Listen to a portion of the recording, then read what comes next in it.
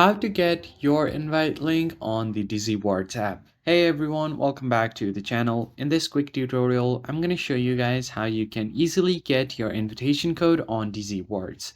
So if you get your invitation code to someone and they enter your code, you will get a small kickback from that, and you'll get some rewards in the app as well. So let's see how you can find your invitation code. The first thing you need to do is have the Digiwards application installed on your device and make sure that it is up to date.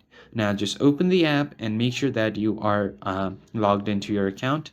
And once you're logged in, on the bottom you'll see three items like redeem, invite, and then rate. You just have to tap on the invite tab, and here it will show you your referral code. So this right here is your invitation code, so you can click on the copy and then paste the code to someone that you want to invite, or you can just tap on the invite and directly share the link. So if they tap the link, your referral code will automatically be entered on their page. So that's pretty much it. I hope you found this tutorial helpful. I'll catch you guys on the next video.